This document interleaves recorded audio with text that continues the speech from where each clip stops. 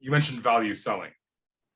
Has that changed, or have we just put a name to something that a lot of people have been doing? They just didn't know that's what it was called. Value selling / solution selling has been around since the mid to late 80s, right? Yep. I mean, if I look back at some of the things that we teach in our business value discovery class, the genesis of that dates back to Oracle in the late 80s and me at Sybase in the early 1990s. So now I think we put a really nice framework around it that we christened it value engineering. And it's not necessarily that we're asking SEs now to do ROI calculations and complex TCOs or anything else. I mean, it's really about time to value, and is it worthwhile the customer even purchasing part of your portfolio to solve some problem or to achieve some dream. So I think it helps in qualification as well, and that's somewhat new. I think the other trend is that it's probably something that SEs didn't touch 20 years ago. But now, given the far more consultative nature of the job, I think every SE needs to know how to do business value discovery and deliver that business value engineering, because the sales rep isn't always going to be around. Right? So it is now a necessary and required skill, unless you're a deeply technical subject matter expert. Well, okay, so I work. My industry is kind of still old school, like networking and custom measurement and that sort of thing. And when I look at some of the sales engineers that I work with, they're so intelligent from a technical perspective. They know everything about the product, but they don't really work on the business side. They have zero, once it's business side, they just shut down. No, I'm not being a part of it. But that's kind of the skills that we need to work on right now as sales engineers. If someone is deeply technical, someone is old school, how can they manage to shift their thinking a little bit and start talking about business a little bit more?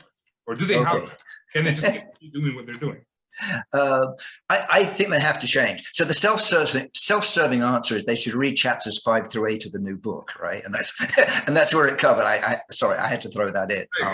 Good. But if you think about it, I mean, there's many components to sales now, and we still seem to have this fanatical focus on the demo in the world of sales engineering. And it's important, but I think it pigeonholes us in a certain area. And being able to do all the other things before and after the demo, I think, really round out the role of a sales engineer. And the example I cite is, again, discovery. Right? So every SE is great at technical discovery, but not all of them are so good at business discovery, which is, what's the time, money, people implications of your tech if it gets bought. And it's like the double strands of DNA. I mean, they twine together, and you can't just do one without the other. So if you're deeply technical and you don't cover the business side, well, when you get to do your demo, your presentation, how do you know what target to aim at? So discovery is about painting the target and figuring out then what are the features, advantages of your portfolio that you're going to show the customer to prove that you can get rid of their pains and help them achieve their gains. Otherwise, you are either relying 100% on the rep to give you that information, which is rarely accurate, or you're guessing, both of which are crimes, right? Well, this is something that my industry, we face. What's the business value of testing? Well, it's obvious. They need to test to make sure that they don't find bugs. Mm-hmm. So when you talk to SEs in my industry, and it could be for other industries as well, there's your business driver. But they never dig deeper enough to say why they would buy one solution over another solution. What they want to test, sure. Everybody, sure. But so is it speed that's interesting for them? Is it ease of use? We need to dig in deeper, and that's the part that I find hard. It is. Well, so let me tell you a little CIO story back from way back when I was in one of my other lives. So I needed to go out and buy programmer productivity software, which also handled testing as well. So we did the usual thing, right? We put together an RFP, we sent it out to the top 5 vendors. We give them a week to respond because that's what customers do. Some business development rep panics, throws it over the wall to the SE. The SE answers yes to everything, right? So RFP is really fast paperwork, and wham, responses come back. So the next week we set up 5 half days for the vendors to come in, and arrive they come. Now, Tuesday morning, Tuesday afternoon, Wednesday morning, Wednesday afternoon, Thursday morning. So by the time we get to, just after the final presentation, my rear end is numb, my brain is numb. I can barely differentiate between the 5 vendors, except one of them was smart enough to do some additional discovery with my permission over and above what the others did. So they got to talk to my chief of staff and a couple of my development engineers and my QA manager. And what they discovered was that my company was coming out with a brand new product. And when we did the critical path analysis, IT was on the critical path development, and we were going to delay the release of the product by 8 weeks, right, which is going to cost my company $8 million. Right? So there's a business driver right there. Plus, every time I walked into the boardroom, everyone pointed their fingers at me, right? Because I was the idiot who's going to delay the release of the product, which was not a fun place for me to be.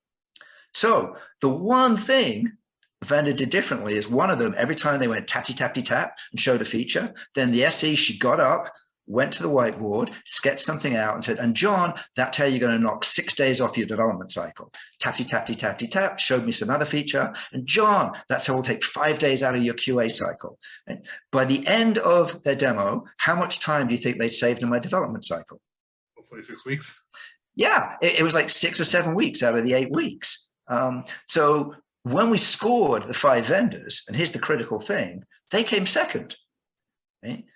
Vendor number 1 scored 74 points. I still remember it now because they had more features and functionality. Vendor number 2, who did the best job of matching their tech to my business problem, scored 70.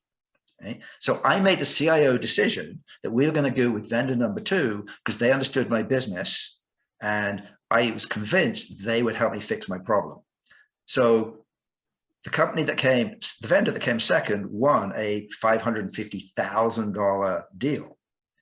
Now, were my analysts upset because we didn't buy the product that had more bells and whistles? Well, yeah, but that's why they're analysts and I'm the CIO. Was the rep of company number 1 that scored 74 points a little peeved because he didn't get the business? Yeah, he was. So company number 2, the company that came second but did the best job of matching their technology to my business problem and convincing me I could solve it, got the business. Plus, I can then walk into the boardroom, look at the lady who ran marketing, and she was now the critical path and not me. So personal risk as well. That is solution selling and value engineering at its best. And that was done, 20 years ago. Well, the question that pops in mind, like you mentioned in the demo, she was mentioning like, oh, you're going to save this amount of time.